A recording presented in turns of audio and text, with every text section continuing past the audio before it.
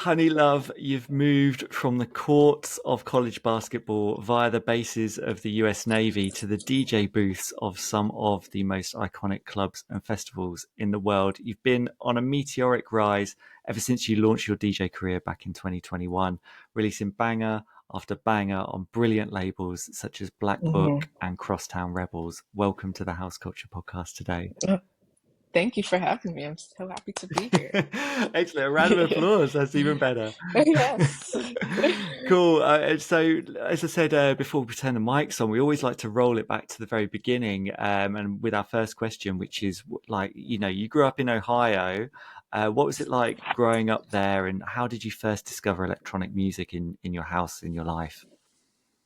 Well, growing up in Ohio, it was, from my point of view as a kid, we were always into something. We were always, going somewhere, whether it was Cedar Point, which is like an amusement park, to the Amish country to do like festivals there, whether it was going to plays, like we always had something to do. So that's how I remember Cleveland. Now, as I get older, it's a little different. It's not as fun and bright as it used to be, but I still appreciate those moments.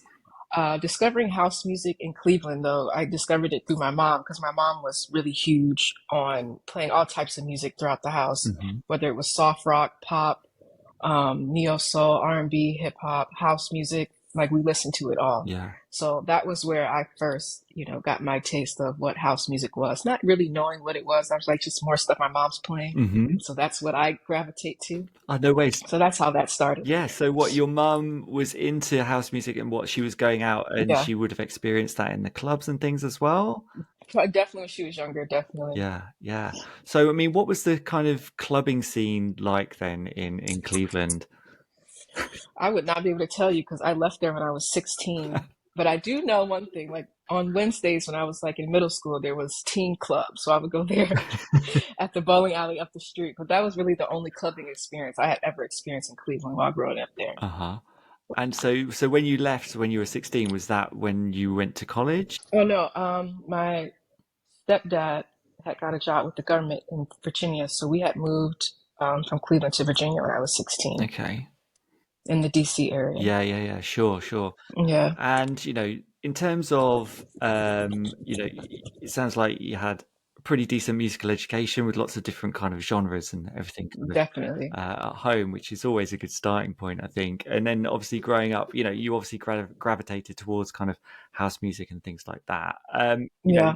You were a basketball player in college, right, as well? Do I have that? Yes, just for a year, but I had been playing basketball since I was 6 years old. Yeah.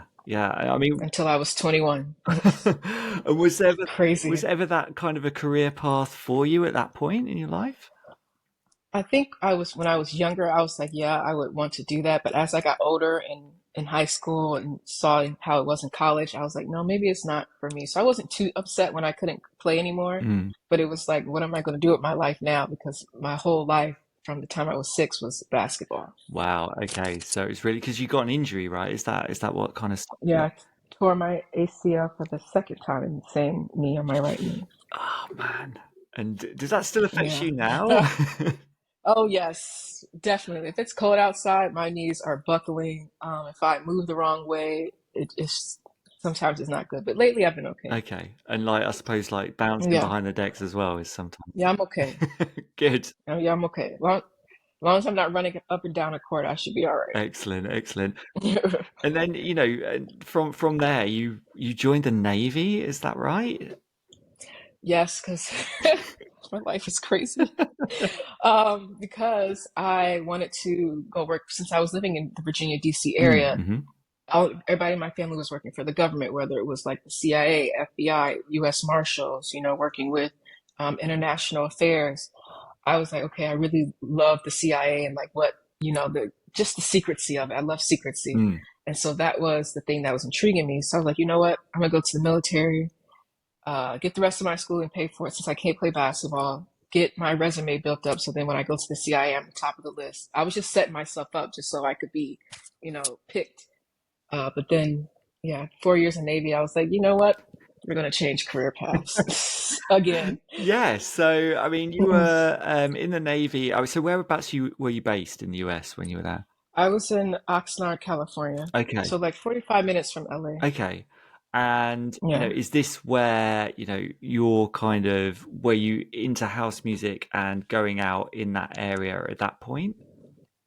Yeah, because I've been, when I was in high school, even middle school, I was making music, but I Mm. really didn't like put my full self into it because of basketball. So when I got to LA, it was just rediscovering that love in a new form as a new person, you know. So, and that's how it took off. Yeah, yeah. So you were what, the go-to party person in the barracks, I'd imagine, in terms of. Well, no, I had my DJ stuff set up in my bed, so I would practice there after work.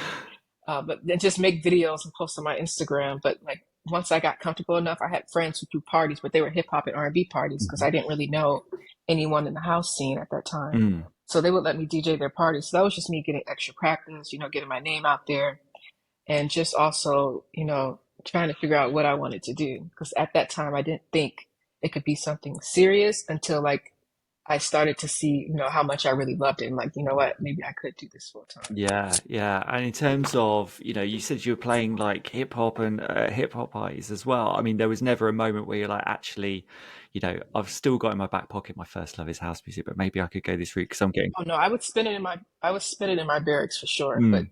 at the parties, I couldn't really do it at those parties. But that's when Twitch came around, Uh-huh. and I was just like, you know what, I'm going to play straight house music Yeah. on my Twitch. Yeah. So, I mean, and Twitch being the thing that, was this during maybe a COVID era as well?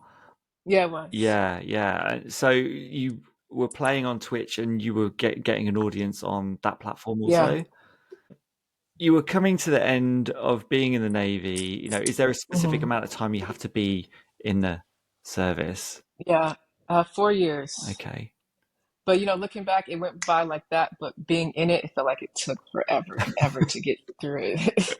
It was just a lot. Yeah. But looking back, it went by pretty quick. Yeah.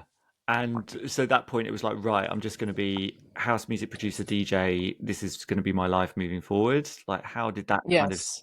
pivot happen? Well, once I just like, cause I saw like, you know, my favorite DJs when didn't really like, when my mom would play them were like Calvin Harris. She always played Calvin Harris. And I love Calvin Harris. Mhm. So it's just the fact of, okay, I can maybe have a career like that. So I knew I would only be taken serious if I had music. So once I got out the military, they pay for your schooling wherever you want to go. And so I went to the Los Angeles Recording Academy and started learning how to produce music there, Mhm. and also just working on the side on my own with other mentors as well. Yeah.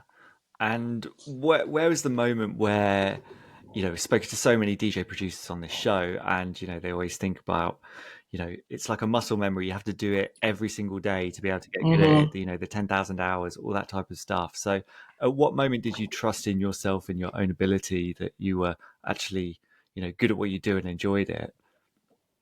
I think right at the beginning, because once I set my mind to something, I do it. Like whether it was basketball, going to the military, DJing, if I have my mind set onto it, no one can, you know, deter me from anything else. Yeah. And it was always, Yeah. like you say, between the two, like Calvin Harris, producer DJ, that was the route that you wanted to take into it. Was it always, I want to give a 50-50 to each one, or was there one that was a preference at that point? There was always a battle where I rather had DJ more than producing, but I knew I wasn't going to go anywhere if that was the only thing I was doing. Like you have to have your voice into the music as well, your mark as well. So I knew that was important, but it was always DJing first. But as I got, you know, further into my career, now I'm like 50-50 because I really do love producing. It's a whole creative process. I just get locked in for hours and I really do love that part as well. So, you know, it was a love and hate relationship in the beginning, but now I love it. Yeah. And in terms of, going from that, like fast forward a bit from where I want to get to at the moment, but in terms of where Yeah. you are now, um, producing in the studio and then going out and playing to the masses and huge crowds, that's a massive, sometimes it could be a solo experience at home in Yeah. your own studio, and then you go out and it's this huge kind of deal. Is it Yeah. is it daunting sometimes making that switch between the two environments? It's kind of crazy because a lot of my beats I make in my bedroom or on a couch. So it's crazy to see like some of these songs from a little place, like a personal place of mine, being brought out into this huge world is being, you know, embraced. It's kind of crazy at the same. It's really, really insane to take in. Yeah, it must be massively fulfilling though, right? No, it is. It definitely is. Yeah. And do you know at that point, are you road testing stuff and making sure that, and going back and then tweaking it based on the reaction that you might have Oh, seen? definitely. Yeah. That's there. I do that all the time, all the time. And some don't be make it back out. I'm like, yep, we're gonna play that one up again. Yeah. Oh, yeah. But So, yeah, so how do you know when? How do you know when something is finished? Then. I guess when I get the feeling, Mhm. I'm like, okay, this is it. And then also when I play it out and the reaction is, just the same, I'm like, okay, we have something here. Yeah. So it's just taking that feeling of myself, being confident in what I produce and then seeing the reaction from everybody else. Yeah, yeah, and yeah, like you say, it's the confidence. I mean, Yeah. your first single, for it was, I have this right. Your first single was "Free" on Pop Gang, right? And then Hmm. you worked with Hugo Cantera on Paradise. Yeah. And there, was that what were those moments like in terms of that first kind of this is my maybe my launch pad, or was it just a natural progression from where you were at that point? I think those are both like learning experiences, Mhm. seeing what was for me, what wasn't. Just that was like my first entry into, making music and seeing how the business operates. So those were definitely like the building blocks to what is now. Yeah, yeah, and you know, then you followed it up as basically the one-two punch of like Your Tongue and Oh 365. yeah. Yeah, I mean, and, that's where it certainly started to come on everyone's radar. Specifically 365. I mean, Yeah. even you listen to that, I was, listening to it again before we got on the mic. It's Another like bedroom beat. it's nuts. I mean, it's Bedroom beats. such a beat on that, and that was obviously released on Black Book on Chris Lake's label. Yeah. You know, what was it like getting that track produced and over the line? Like you said, you just produced it in your bedroom. Was that a Yeah. partnership that you'd already, you know, you knew it was going to go on Black Book, or did you know that? Did it? Was it after the fact? Oh no, it was after the fact Mm, because we literally were on Zoom with this girl named Tanisha who was in the UK at the time who did the vocals for the track. hmm. And I didn't think it was going to be like anything that it was. I'm like, okay, this is cute, cool. Let's see who we can give it to because I always wanted to release on Black Book. I had loved what Chris Lake was doing. He's a really nice person as well. I loved Hmm. his parties, so it was just a natural thing to like, hey, I made this track, check it out, and they end up really really liking it, and then it just blew up crazy. People love that song. Yeah, no, it's They awesome. love it. And yeah, I mean, we'll talk about it a little bit more later. Spoiler alert, it's in it's one of your choices for perfect playlist. Oh So yes, yes, yeah, I'm so glad it's in that playlist now, which is great. And we have chatted to Chris on this show as well, and he's yeah, yeah, he's a real live wire, a real character. He's yeah, yeah. he'd He be fun is. to work with in studio. I mean, in terms of um, producing and DJing at the same time and having all of the success that you've got kind of right now, how do you fit the two together? Do you have specific days where you're like, I'm in the studio Monday to Wednesday and then Thursday to Sunday I'm like touring or whatever? Like, how do you balance the two?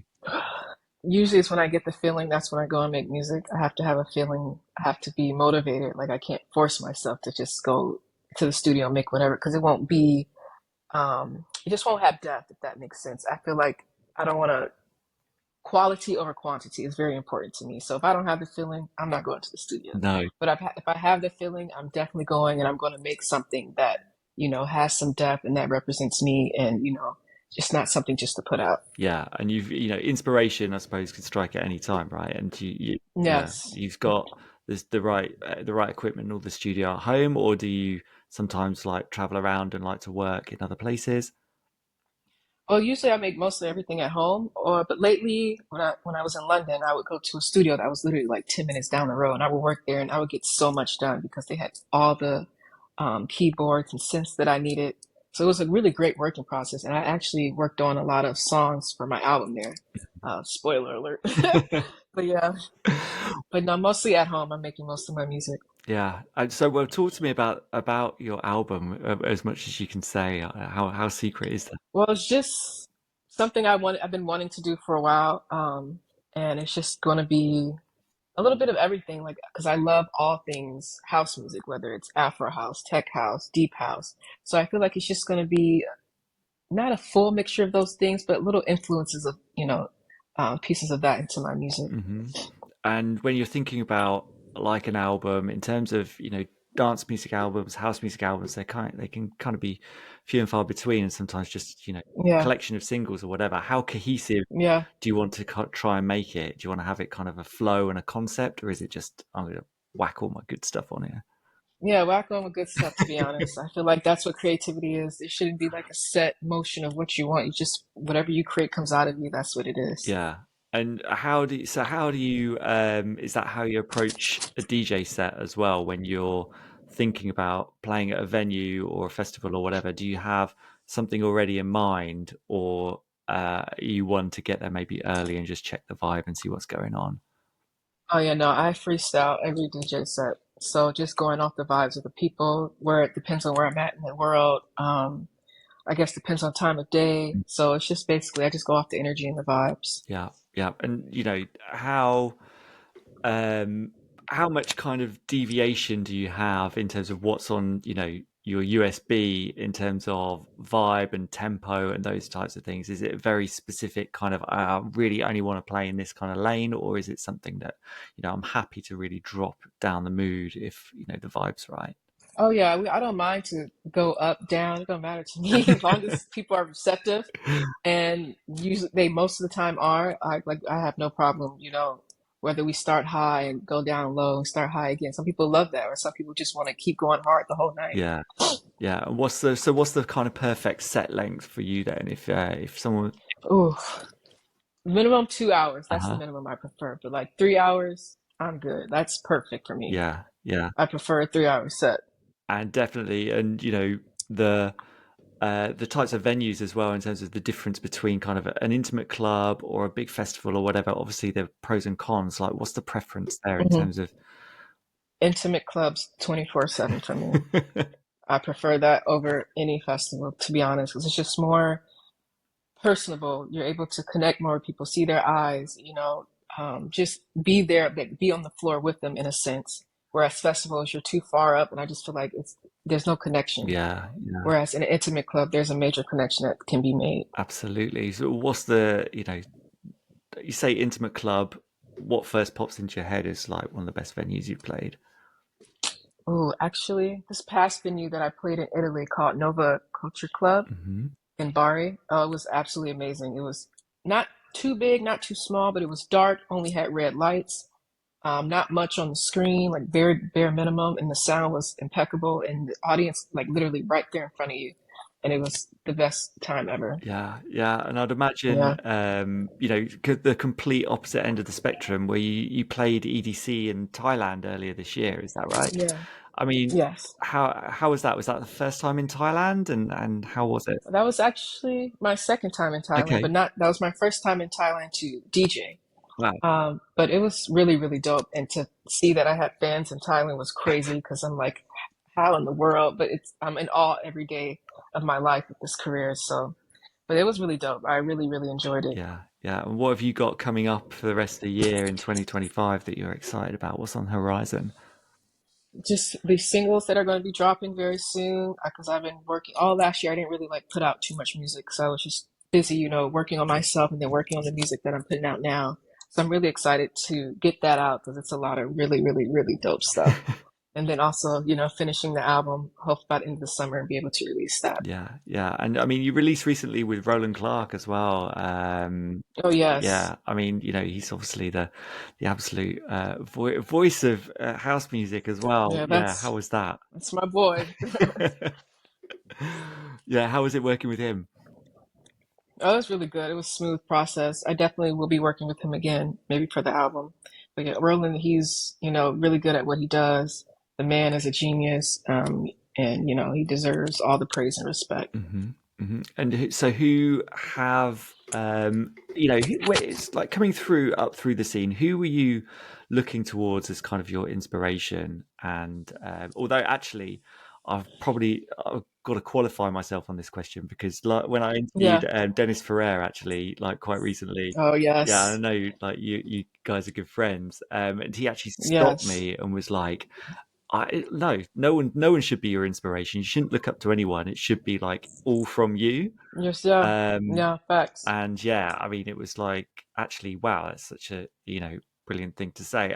Just so in the kind of environment that you all Yeah. operate in, who do you look at with kind of maximum respect? In terms Oh, of your this. contemporaries. Yeah. Definitely Green Velvet, MK, Dennis Ferrer, Seth Troxler, Honey Dijon, Louis Vega, like all those guys that have my ultimate respect. Harry Romero, even if I miss some, so sorry. But those are the people I like, they've made these 10 plus year careers Mm, and have been themselves. They haven't deviated from that. And I respect that more than anything. And they make, authentic music, house music with soul and feeling. And it's hard to come by. yeah, yeah. Do you in terms of that respect you have for these guys, have you come into contact with them and been kind of starstruck in any I think every last one of them, yeah. And yeah, definitely have. Yeah. And so, I mean, there's still that kind of unreality aspect to the world that you're operating in. Yeah, it is. And Calvin Harris too, because I was like another one that when I first met him and he invited me to play a show in Ibiza. It was like insane Oh, to wow. have that happen too. Yeah, So where was that? Was that Ushuaia or Ushuaia? it was Ushuaia, Yeah, yeah, yeah. yeah. Oh, wow. And so had you been to Ibiza before that? I had never been to Ibiza. No, not at all. That was like, I think that was 2 years ago Oh, when I first went there and it was his show that I played. yeah. Well, I mean, that's Yeah. like start at the top, right? That's yeah. No, facts. Literally. Literally. So how did you find it, and how did you find the island just in general? Ibiza's a wild place. It really is. The music there is thriving. The culture's thriving. It's not a chance that I'm not trying to get my friends to come with me. Now they all want to come and experience it because it's just another world there, and it's crazy to experience. Yeah, yeah. And when you're kind of traveling around on tour, how much of a kind of crew and entourage do you have? Is it can it sometimes we spoke to so many people and sometimes it can be a bit of a lonely endeavor, going around? Like how many people do you like around you when you're out there?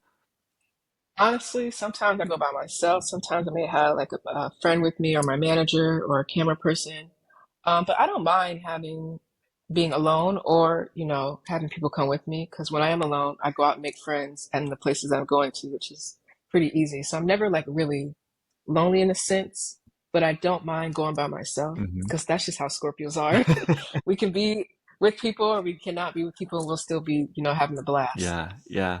And in terms of what else is coming out this year, I mean, how is it going with your label For the Love? What's kind of going on with Oh, that? yes.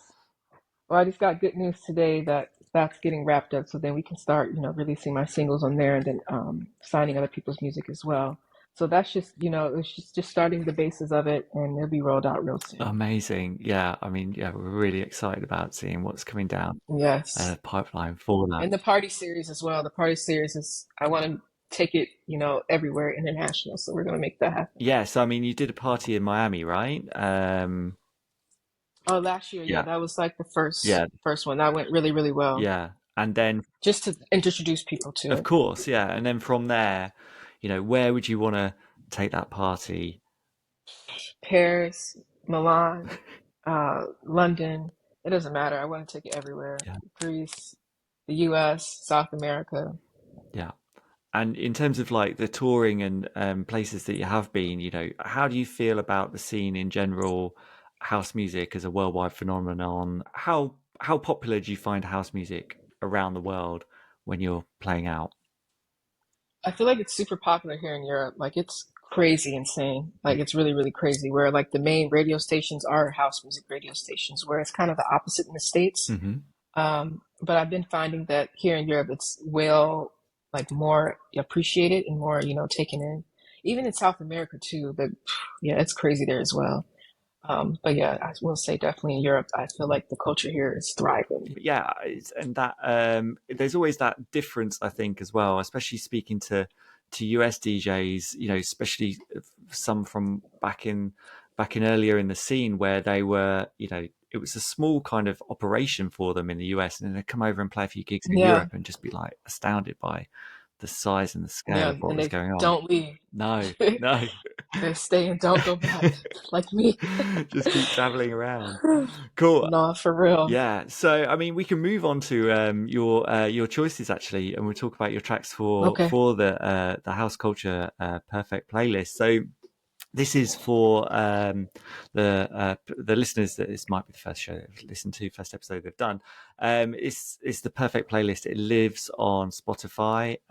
It's House Culture Perfect Playlist. Every single guest has submitted tracks under the 5 themes that we have to this playlist. So it's over, I can't remember how many's in there now, but I know it's over 30 hours You're long. sick. So yeah, we've done over 80 episodes. It's a crazy eclectic selection because you just put it on shuffle and you can be served all sorts. So it's it's a very, very good listen. Vibes. Yeah, indeed. So we always start off with a catalyst tune, a track that opens your ears to electronic music. Mhm.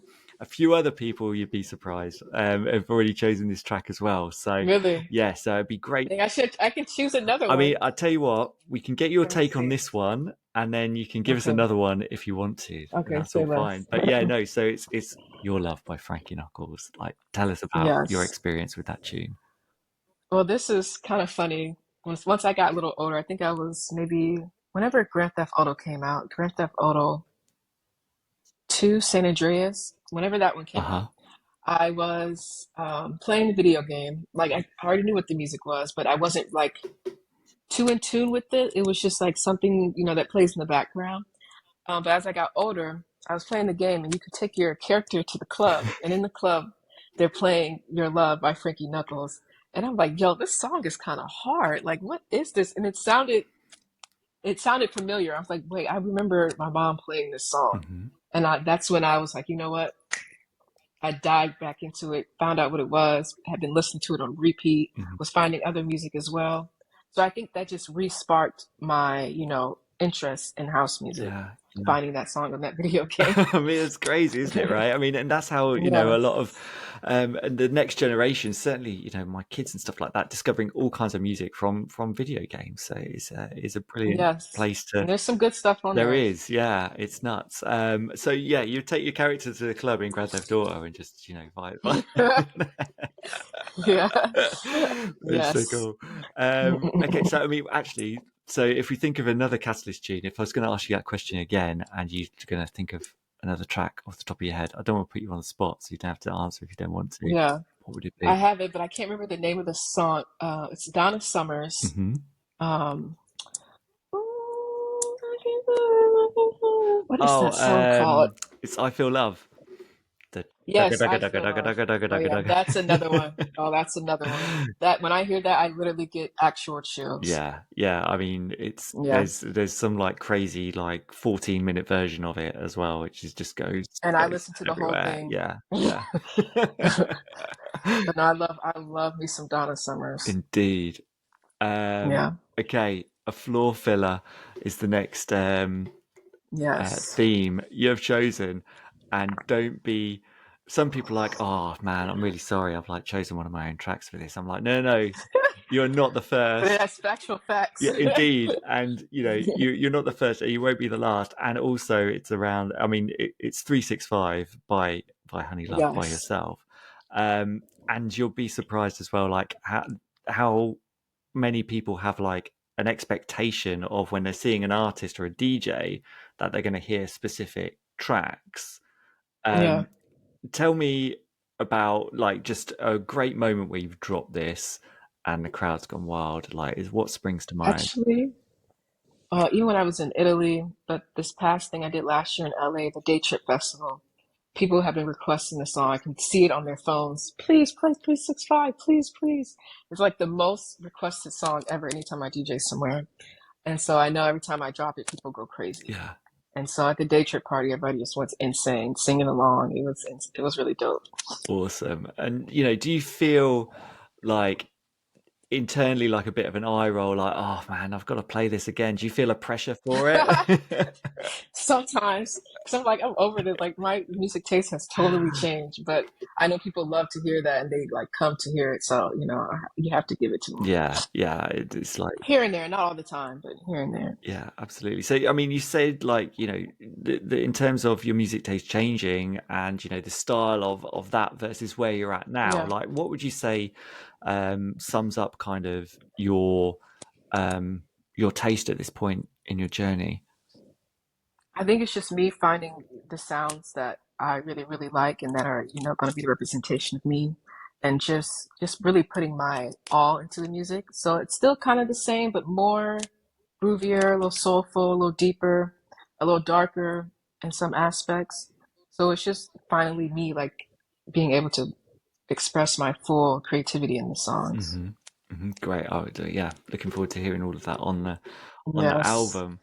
Um, Yes. okay, a Sunsetter. I'm so happy you've chosen this because I love this album that it's from. It's Oh, same, yeah, Keep Looking by Sade. I same. mean, it's from like Stronger Than Pride. It's like what an album that is. Yes. Actually, the whole album could be a Yeah, sunsetter, to be yeah, honest. yeah. I mean, Paradise is elite for me. I absolutely, It's made yeah, facts yeah, love that. So yeah, talk to me why Keep Looking specifically kind of just popped into your head for a Sunsetter. because I remember playing that song when I was in Greece and the sunset was setting and it came on, and I was like, "This is such a vibe." While I had my white wine in my hand, Nothing so I wrong was with like, "This that. is perfect." Yeah, Yeah. so it's just a perfect. Her voice is perfect. Hmm. The instrumentation on the song is just very soothing and relaxing, and still a little bit groovy at the same time. Yeah, So I think it's perfect for a sunset or even a sunrise. yeah, absolutely. Okay, a tearjerker, a track that would fill you full of emotion every time you hear it. You've chosen "Closer to My Dreams" by, and I'm gonna probably mangle this. Is it I forgot regularly all the Go Pele? go Go Pele? go Go Pele, go Pele. Pele, yeah. Okay. Completely new to me, obviously, this one. So yeah, I was checking it out this morning. It was yeah, it's beautiful. Yeah, Why that? that's like that's been the song of my whole career, to be honest, as to why I'm doing what I'm doing. So it's just basically making you like do what you want. Like if you have a dream, go for it.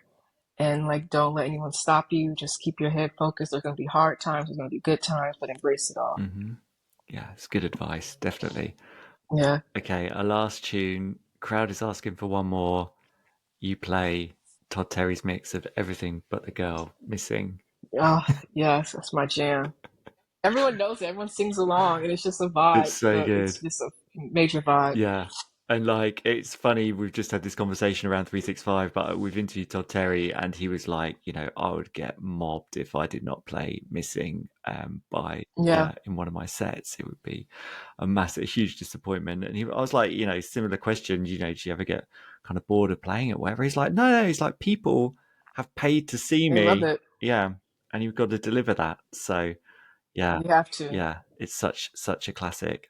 Okay, I mean, we've been talking for a while now as well. And when we get to this point in the interview, we always ask kind of, this is, a house culture podcast, and we are, house culture, and we exist here just not necessarily to talk about the music, but it's just to kind of represent the history of the scene and like dig into all Mhm. aspects of it. Whether it's fashion, whether it's the artwork and clubs and flyers and personalities and things like that. And so when you think of house music as a culture, as a cultural movement, what are the things that kind of surface in your mind about house music?